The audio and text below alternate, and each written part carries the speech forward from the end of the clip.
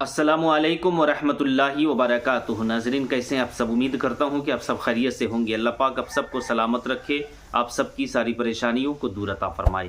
तो नाज़रीन किराम, आज का वीडियो बहुत ही ख़ास होने वाला है, क्योंकि आज के वीडियो में मैं आपके सामने में एक वजीफ़ा लेकर आया हूँ।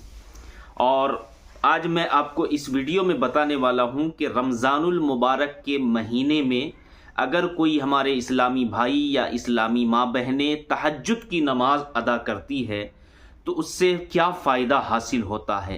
जी हाँ, तो गौर से वीडियो को देखते रहें, और वीडियो जब अच्छा लगे तो इस वीडियो को सवाब की नीयत से लोगों तक शेयर करें। चैनल में नए हैं तो चैनल को ज़रूर सब्सक्राइब कर लीजिए। तो नाज़रीन किराम, आइए मैं आपको बताता हुआ चलूँ कि तहज्जुद की नमाज की फ़जीलत क्या है, और जो बंदा रमज़ानुल मुबारक के महीने में, रमज़ान के महीने में अगर कोई तहज्जुद की नमाज अदा करता है तो उसको क्या फ़ायदा होता है। तो नाज़रीन किराम देखिए, रमज़ान के महीने में, अभी रमज़ान का महीना चल रहा है, और इस महीने में तहज्जुद की नमाज अदा करने वाले को डबल फ़ायदा होता है। जी हाँ, एक नहीं बल्कि दो दो फ़ायदे होते हैं रमज़ान के महीने में। क्यों? इसलिए कि अल्लाह के नबी सरवर कायनात सल्लल्लाहु तआला अलैहि वसल्लम का फरमान आलीशान है कि तहज्जुद के वक्त दुआ की गई दुआ जो है रद्द नहीं होती है। अल्लाह तबारक व तआला उस दुआ को कबूल कर लेता है। एक तो ये, और दूसरी बात कि तहज्जुद की नमाज जो है ये फ़र्ज़ नमाज के बाद सबसे बेहतरीन और सबसे प्यारी और सबसे लाडली नमाज अल्लाह तबारक व तआला के नज़दीक है, फ़र्ज़ नमाज के बाद में। ठीक है, अब जब कोई बंदा गैर रमज़ान में तहज्जुद की नमाज अदा करता है तो अल्लाह तबारक व तआला जो है उसकी दुआ को फ़ौरन कबूल कर लेता है।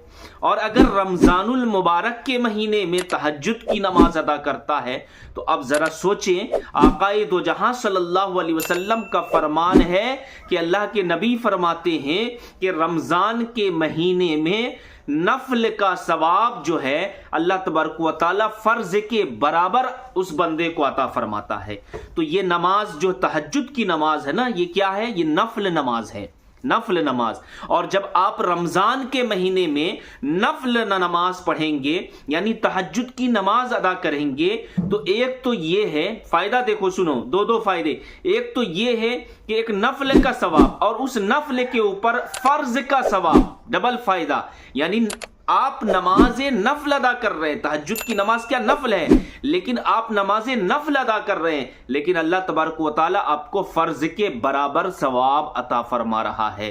तो नाजरीन खुश हो जाएं, जो हमारे इस्लामी भाई या इस्लामी माँ बहनें तहज्जुद की नमाज अदा करती है उसके लिए देखो कितने बड़े फ़ायदे हैं। तो अच्छा ये बताइए कि कमेंट्स में कि कौन कौन तहज्जुद की नमाज अदा करती है, ज़रूर आप बताएं। हमारी माँ बहनों से भी गुजारिश है कि आप भी जो है कमेंट्स में कमेंट्स करें कि हम भी तहज्जुद की नमाज अदा करते हैं, और हमारे इस्लामी भाई भी बताएं और जगह का भी नाम बताएं, ताकि इंशाअल्लाह शबे कदर की रात में जो है पर्सनल आप लोगों के लिए दुआ की जाएगी। जी हाँ, इंशाअल्लाह दुआ करेंगे। अल्लाह ताला तमाम मोमिनीन मोमिनात, मुस्लिमीन मुस्लिमात, अल्लाह सबकी मग़फ़िरत फरमाए, और ख़ास करके हमारी व्यूअर्स के लिए भी दुआ की जाएगी। तो नाज़रीन किराम, ये तो फ़ायदे मैंने आपको बताया, तहज्जुद की नमाज के फ़ायदे हैं। अब आइए मैं आपको बताता हुआ चलूं कि इस महीने में और तहज्जुद की नमाज के बाद में अगर कोई बंदा वजीफा करता है, जो आज मैं आपको वजीफा बताने जा रहा हूं, ये वजीफा जो है आयत करीमा का वजीफा है। आयत करीमा किसको बोलते हैं? ला इलाहा इल्ला अंता सुबहानका इन्नी कुन्तु मिनज़ ज़ालिमीन। तो ये आयत करीमा हुआ, और इस आयत करीमा को पढ़कर हज़रत यूनुस अलैहिस्सलाम की दुआ अल्लाह ने कबूल फरमाई थी।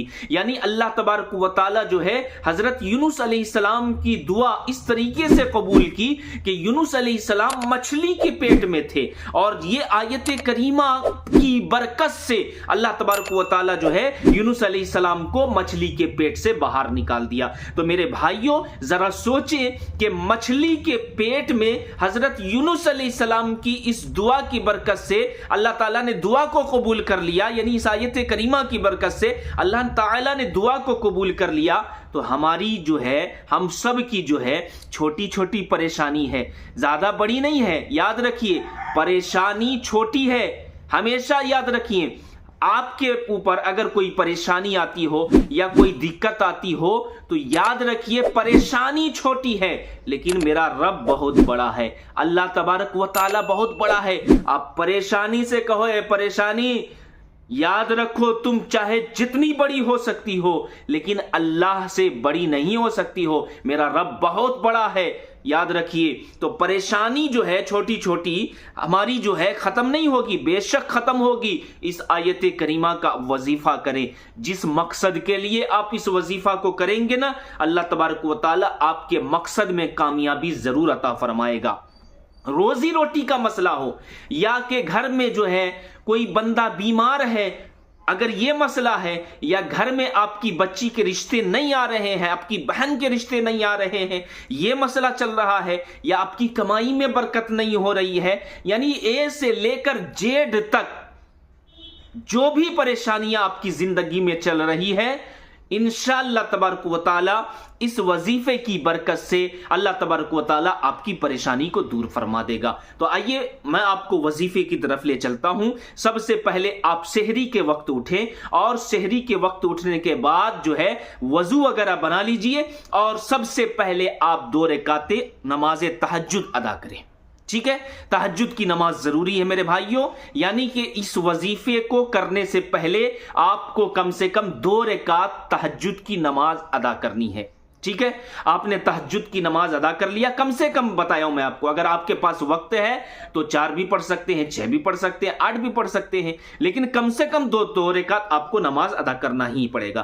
نماز ادا کرنے کے بعد میں اب اس آیت کریمہ کا آپ کو وظیفہ کرنا ہے، لیکن سب سے پہلے اس آیت کریمہ کا ورد کرنے سے پہلے آپ کو کیا کرنا ہے، آپ کو جو ہے 11 مرتبہ درود ابراہیم پڑھ لینا ہے، یعنی کہ اللہم صلی علی محمد وعلی آل محمد، پوری درود ابراہیم، کیونکہ ہر ایک درود سے افضل جو ہے درود ابراہیم ہے۔ تو آپ درود ابراہیم پڑھ لیں، جس کو یاد نہیں ہے تو وہ چھوٹا سا درود پاک صلی اللہ علی محمد بھی پڑھ سکتے ہیں، لیکن درود ابراہیم پڑھنا افضل ہے۔ تو 11 مرتبہ آپ کو درود ابراہیم پڑھ لینا ہے، اور درود ابراہیم پڑھنے کے بعد اس آیت کریمہ کا ورد کرنا ہے، لا الہ الا انت سبحانک انی کنت من الظالمین۔ کتنی مرتبہ پڑھنا ہے؟ 313 مرتبہ پڑھنا ہے، گنتی آپ یاد رکھیے گا، 313 مرتبہ لا الہ الا انت سبحانک انی کنت من الظالمین، 313 مرتبہ آپ کو پڑھ لینا ہے۔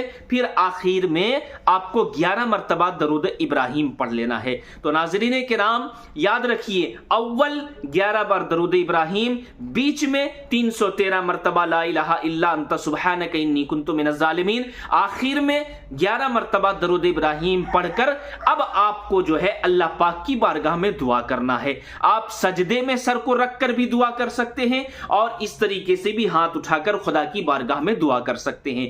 دعا کریں کہ اے اللہ پاک، ہم نے جو تہجد کی نماز ادا کی ہے اور نماز کے بعد ہم نے جو یہ وظیفہ کیا ہے، یعنی کہ آیت کریمہ کا وظیفہ کیا ہے، اے اللہ ہماری تہجد کی نماز کو بھی قبول کر لے اور اس وظیفہ کو بھی قبول کر لے۔ اے اللہ اس وظیفے کی برکت سے ہماری ہر ایک پریشانی کو دور فرما دے۔ اے اللہ اس وظیفے کی برکت سے ہمارے گھروں میں برکت عطا فرما۔ اے اللہ اس آیت کریمہ کی برکت سے ہماری کمائیوں میں برکت عطا فرما۔ اے اللہ اس آیت کریمہ کی برکت سے ہماری بچی کے لیے نیک رشتہ عطا فرما۔ اے اللہ اس آیت کریمہ کی برکت سے ہمیں نیک اولاد عطا فرما۔ یعنی کہ اے سے لے کر جیڈ تک جو بھی پریشانیاں ہیں، آپ پریشانی خدا کی بارگاہ میں رکھیں۔ حالانکہ میرا رب سب کچھ جانتا ہے، لیکن پھر بھی اللہ کی بارگاہ میں آپ کہیں کہ اللہ پاک ہماری یہ پریشانیاں چل رہی ہے، لیکن اللہ تو بہت بڑا ہے، تو پریشانی کو دور فرمانے والا ہے۔ اے اللہ ہماری ہر ایک پریشانی کو دور فرما دے۔ ناظرین کرام یقین جانیں، اگر آپ نے اس طریقے سے تہجد کی نماز پڑھ کر اور اس آیت کریمہ کا وظیفہ کر اور اس طریقے سے دعا کر کے جو ہے آپ اللہ کی بارگاہ میں ایک مرتبہ جو ہے کر کے دیکھیں، اگر میرا رب چاہے گا تو آپ کی دعا کو فوراً قبول کرے گا اور آپ کی ہر ایک پریشانی کو بھی اللہ تبارک و تعالی دور فرما دے گا۔ تو ناظرین کرام میں آپ سے گزارش کرتا ہوں کہ ویڈیو کو صدقہ جاریہ سمجھ کر ثواب کی نیت سے لوگوں تک شیئر کریں، اور چینل میں نئے ہیں تو چینل کو ضرور سبسکرائب کر لیجئے۔ السلام علیکم ورحمۃ اللہ وبرکاتہ۔